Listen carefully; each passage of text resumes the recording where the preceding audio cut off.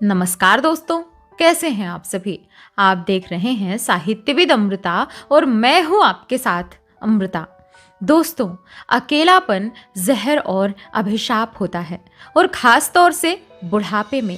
मन्नू भंडारी द्वारा अकेलेपन पर लिखी गई ऐसी ही एक कहानी है अकेली। सोमा बुआ बुढ़िया हैं, सोमा बुआ परित्यक्ता हैं, सोमा बुआ अकेली हैं। सोमा बुआ का जवान बेटा क्या जाता रहा, उनकी अपनी जवानी चली गई। पति को पुत्र वियोग का ऐसा सदमा लगा कि वे पत्नी घर बार तज कर तीर्थवासी हुए और परिवार में कोई ऐसा सदस्य था नहीं जो उनके एकाकीपन को दूर करता। पिछले 20 वर्षों से उनके जीवन की इस एक रास्ता में किसी प्रकार का कोई व्यवधान उपस्थित नहीं हुआ, कोई परिवर्तन नहीं आया। यूं हर साल 1 महीने के लिए उनके पति उनके पास आकर रहते थे, पर कभी उन्होंने पति की प्रतीक्षा नहीं की, उनकी राह में आंखें नहीं बिछाईं। जब तक पति रहते उनका मन और भी मुरझाया हुआ रहता, क्योंकि पति के स्नेहहीन व्यवहार का अंकुश उनके रोजमर्रा के जीवन की अबाध गति से बहती स्वच्छंद धारा को कुंठित कर देता। उस समय उनका घूमना फिरना मिलना जुलना बंद हो जाता और सन्यासी जी महाराज से यह भी नहीं होता कि 2 मीठे बोल बोल कर सोमा बुआ को ऐसा संबल ही पकड़ा दें जिसका आसरा लेकर वह उनके वियोग के 11 महीने काट दें। इस स्थिति में बुआ को अपनी जिंदगी पास पड़ोस वालों के भरोसे ही काटनी पड़ती थी। किसी के घर मुंडन हो, छठी हो, जनेऊ हो, शादी हो या गमी, बुआ पहुंच जाती और फिर छाती पकड़कर काम करती, मानो वे दूसरों के घर में नहीं अपने ही घर में काम कर रही हों। आजकल सोमा बुआ के पति आए हुए हैं और अभी अभी कुछ कहा सुनी होकर चुकी है।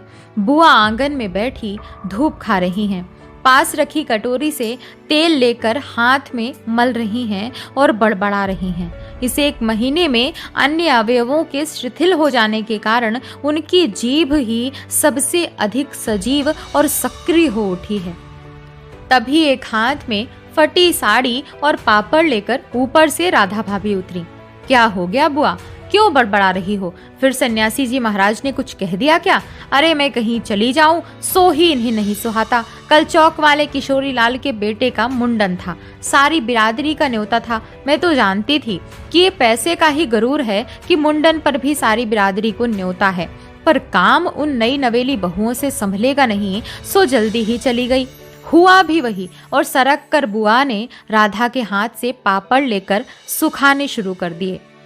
एक काम गत से नहीं हो रहा था। अब घर में कोई बड़ा बूढ़ा हो तो बतावे, या कभी किया हो तो जाने।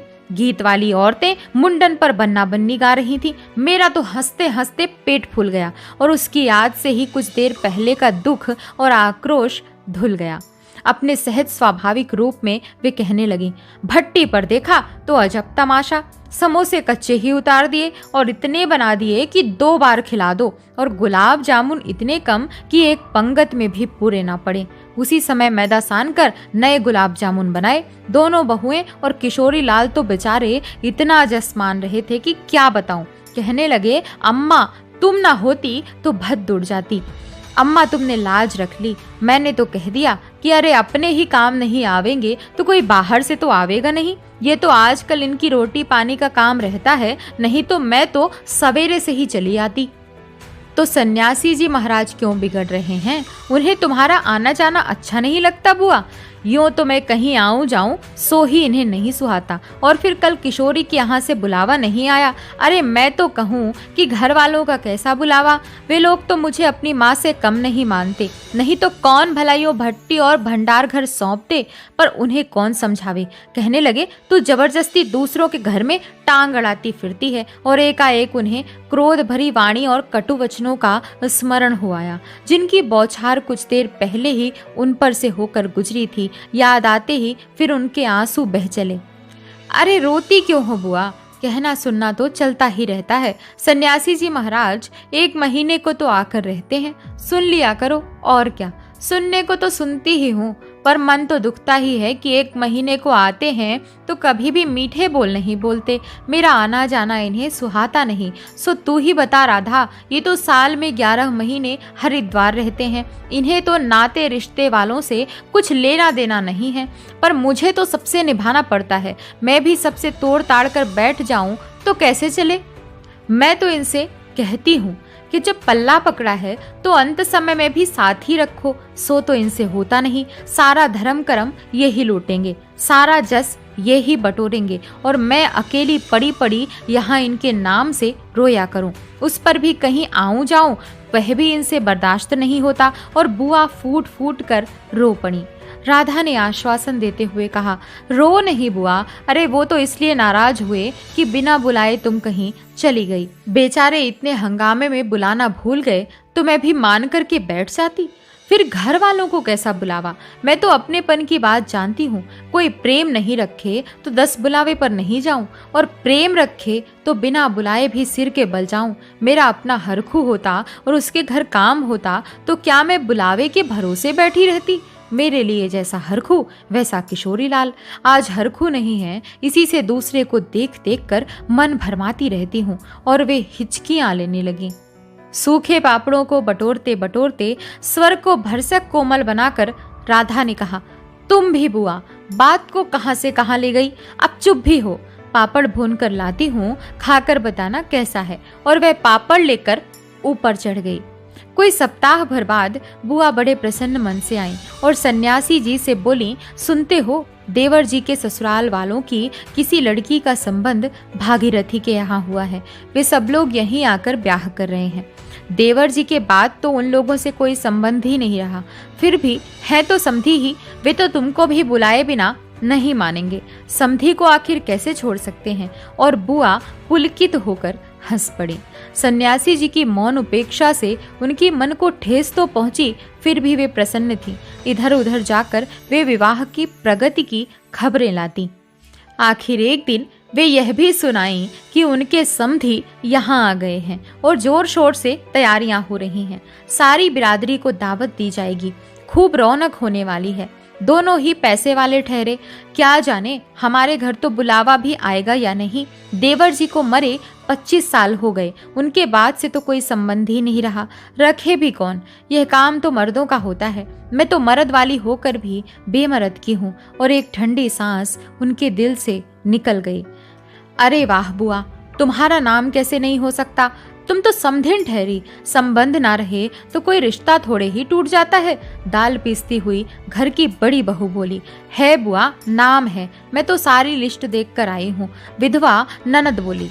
बैठे ही बैठे 2 कदम आगे सरक कर बुआ ने बड़े ही उत्साह से पूछा, तू अपनी आंखों से देख कर आई है नाम? नाम तो होना ही चाहिए, पर मैंने सोचा क्या जाने आजकल के फैशन में पुराने संबंधियों को बुलाना हो ना हो। और बुआ बिना 2 पल भी रुके वहां से चल पड़ी। अपने घर जाकर सीधे राधा भाभी के कमरे में चढ़ी। क्यों रे राधा, तू तो जानती है कि नई फैशन में लड़की की शादी में क्या दिया जावे है। समधियों का मामला ठहरा, सो भी पैसे वाले। खाली हाथ जाऊंगी तो अच्छा नहीं लगेगा। मैं तो पुराने जमाने की ठहरी। तू ही बता, दे क्या दूं? अब कुछ बनाने का समय तो रहा नहीं। 2 दिन बाकी है, सो कुछ बना बनाया ही खरीद लाना। क्या देना चाहती हो अम्मा? जेवर, कपड़ा, श्रृंगारदान या कोई और चांदी की चीजें? मैं तो कुछ भी नहीं समझू रही। जो कुछ पास है तुझे लाकर दे देती हूँ। तू जो ठीक समझे ले आना। बस भद्द नहीं उड़नी चाहिए। अच्छा देखूं पहले कि रुपए कितने हैं। और वे डगमगाते कदमों से नीचे आई। 2-3 कपड़ों की गठरियां हटाकर एक छोटा सा बक्सा निकाला। उसका ताला खोला। इधर उधर करके एक छोटी सी डिबिया निकाली। बड़ी जतन से उसे खोला। उसमें 7 रुपए की एक रेजगारी पड़ी थी और एक अंगूठी। बुआ का अनुमान था कि रुपए कुछ ज्यादा होंगे, पर जब 7 ही रुपए निकले तो सोच में पड़ गई। रईस समधियों के घर में इतने से रुपए से बिनती भी नहीं लगेगी। उनकी नजर अंगूठी पर गई, पर यह उनके मृत पुत्र की एकमात्र निशानी उनके पास रह गई थी। बड़े बड़े आर्थिक संकटों के समय भी वे उस अंगूठी का मोह नहीं छोड़ सकी थी। आज भी एक बार उसे उठाते समय उनका दिल धड़क गया। फिर भी उन्होंने 5 रुपए और वह अंगूठी आंचल से बांध ली, बक्स को बंद किया और फिर ऊपर को चली। पर इस बार उनके मन का उत्साह कुछ ठंडा पड़ गया था और पैरों की गति शिथिल। राधा के पास जाकर बोली, रुपए तो नहीं निकले बहू, आए भी कहाँ से? मेरे कौन कमाने वाला बैठा है? उस कोठरी का किराया आता है, उसमें तो 2 समय की रोटी निकल जाती है जैसे तैसे। और वे रो पड़ी। राधा ने कहा, क्या करूं बुआ, आजकल मेरा भी हाथ तंग है, नहीं तो मैं ही दे देती। अरे पर तुम देने के चक्कर में पड़ती ही क्यों हो? आजकल तो लेने देने का रिवाज ही उठ गया है। नहीं रे राधा, समधियों का मामला ठहरा। 25 बरस हो गए तो भी वे नहीं भूले, और मैं खाली हाथ जाऊं? नहीं नहीं, इससे तो ना जाऊं सो ही अच्छा। तो जाओ ही मत, चलो छुट्टी हुई, इतने लोगों में किसे पता चलेगा कि आई या नहीं? राधा ने सारी समस्या का सीधा सा हल बताते हुए कहा। बड़ा बुरा मानेंगे, सारे शहर के लोग जावेंगे और मैं समधिन होकर नहीं जाऊंगी तो यही समझेंगे कि देवर जी मरे तो संबंध भी तोड़ लिया। नहीं नहीं, तो यह अंगूठी बेच ही दे। और उन्होंने आंचल की गांठ खोलकर एक पुराने जमाने की अंगूठी राधा के हाथ पर रख दी। फिर बड़ी मिन्नत के स्वर में बोली, तू तो बाजार जाती है राधा, इसे बेच देना और जो कुछ ठीक समझे खरीद लेना, बस शोभा रह जावे इसका ख्याल रखना। गली में बुआ ने चूड़ी वाले की आवाज सुनी तो एकाएक ही उनकी नजर अपने हाथ की भद्दी मटमैली चूड़ियों पर जाकर टिक गई। कल समधियों के यहाँ जाना है, जेवर नहीं है तो कम से कम कांच की चूड़ी तो अच्छी पहन ले। पर एक अव्यक्त लाज ने उनके कदमों को रोक दिया। कोई देख लेगा तो? लेकिन दूसरे ही क्षण अपनी इस कमजोरी पर विजय पाती सी वे दरवाजे पर पहुंच गईं और 1 रुपया कलदार खर्च करके लाल हरी चूड़ियों के बंद पहन लिए। पर सारे दिन हाथों को साड़ी के आंचल से ढके ढके फिरी। शाम को राधा भाभी ने बुआ को चांदी की एक सिंदूरदानी, एक साड़ी और एक ब्लाउज का कपड़ा ला कर दे दिया। सब कुछ देख पाकर बुआ बड़ी प्रसन्न हुई और यह सोच सोच कर कि जब वे ये सब देंगी तो उनकी समधिन पुरानी बातों की दुहाई दे देकर उनकी मिलनसारिता की कितनी प्रशंसा करेंगी, उनका मन पुलकित होने लगा। अंगूठी बेचने का गम भी जाता रहा। पास के बनिए के यहाँ से एक आने का पीला रंग लाकर रात में उन्होंने साड़ी रंगी। शादी में सफेद साड़ी पहनकर जाना क्या अच्छा रहेगा? रात में सोई तो मन कल की ओर दौड़ रहा था। दूसरे दिन 9 बजते बजते खाने का काम समाप्त कर डाला।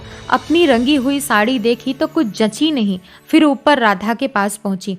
क्यों राधा, तू तो रंगी साड़ी पहनती है तो बड़ी आब रहती है, चमक रहती है, इसमें तो चमक आई नहीं। तुमने कलफ जो नहीं लगाया अम्मा, थोड़ा सा माड़ दे देती तो अच्छा रहता। अभी दे लो, ठीक हो जाएगी। बुलावा कब का है? अरे नए फैशन वालों की मत पूछो, ऐन मौकों पर बुलावा आता है। 5 बजे का मुहूर्त है, दिन में कभी भी आ जावेगा। राधा भाभी मन ही मन मुस्कुरा उठी। बुआ ने साड़ी में माड़ लगाकर सुखा दिया। फिर एक नई थाली निकाली। अपनी जवानी के दिनों में बुना हुआ क्रोशिये का एक छोटा सा मेजपोश निकाला। थाली में साड़ी, सिंदूरदानी, एक नारियल और थोड़े से बताशे सजाए। फिर जाकर राधा को दिखाया। सन्यासी महाराज सवेरे से इस आयोजन को देख रहे थे और उन्होंने कल से लेकर आज तक कोई 25 बार चेतावनी दे दी थी कि यदि कोई बुलाने ना आए तो चली मत जाना, नहीं तो ठीक नहीं होगा। हर बार बुआ ने बड़े ही विश्वास के साथ कहा, मुझे क्या बावली ही समझ रखा है जो बिना बुलाए चली जाऊंगी? अरे वह पड़ोस वालों की नंदा अपनी आंखों से बुलावे की लिस्ट में नाम देख कर आई है, और बुलावेंगे क्यों नहीं? शहर वालों को बुलावेंगे और समधियों को नहीं बुलावेंगे क्या? 3 बजे के करीब बुआ को अनमने भाव से छत पर इधर उधर घूमते देख राधा भाभी ने आवाज लगाई। गई नहीं बुआ? एकाएक चौंकते हुए बुआ ने पूछा। कितने बज गए राधा? क्या कहा? 3? सर्दी में तो दिन का पता ही नहीं लगता है। बजे 3 ही हैं और धूप सारी छत से ऐसे सिमट गई मानो शाम हो गई हो। फिर एकाएक जैसे ख्याल आया कि यह तो भाभी के प्रश्न का उत्तर नहीं हुआ, तो जरा ठंडे स्वर में बोली, मुहूर्त तो 5 बजे का है, जाऊंगी तो 4 तक आऊंगी, अभी तो 3 ही बजे हैं। बड़ी सावधानी से उन्होंने स्वर में लापरवाही का पुट दिया। बुआ छत पर से गली में नजर फैलाए खड़ी थीं। उनके पीछे ही रस्सी पर धोती फैली हुई थी जिसमें कलफ लगा था और अभ्रक छिड़का हुआ था। अभ्रक के बिखरे हुए कण रह रहकर धूप में चमक जाते थे, ठीक वैसे ही जैसे किसी को भी गली में घुसता देख बुआ का चेहरा चमक उठता था। 7 बजे के धुंधलके में राधा ने ऊपर से देखा तो छत की दीवार से सटी गली की ओर मुंह किए एक छाया मूर्ति दिखाई दी। उसका मन भर आया। बिना कुछ पूछे इतना ही कहा, बुआ सर्दी में खड़ी खड़ी यहाँ क्या कर रही हो? आज खाना नहीं बनेगा क्या? 7 तो बज गए। जैसे एकाएक नींद में से जागते हुए बुआ ने पूछा। क्या कहा? 7 बज गए? फिर जैसे अपने से ही बोलते हुए पूछा, पर 7 कैसे बज सकते हैं? मुहूर्त तो 5 बजे का था। और फिर एकाएक ही सारी स्थिति को समझते हुए स्वर को भरसक संयत बनाकर बोली, अरे खाने का क्या है, अभी बना लूंगी। 2 जनों का तो खाना है, क्या खाना और क्या पकाना। फिर उन्होंने सूखी साड़ी को उतारा, नीचे जाकर अच्छी तरह उसकी तह की, धीरे धीरे हाथों से चूड़ियाँ खोली, थाली में सजाया हुआ सामान उठाया और सारी चीज़ें बड़े जतन से अपने एकमात्र संदूक में रख दीं और फिर बड़े ही बुझे हुए दिल से अंगीठी जलाने लगीं।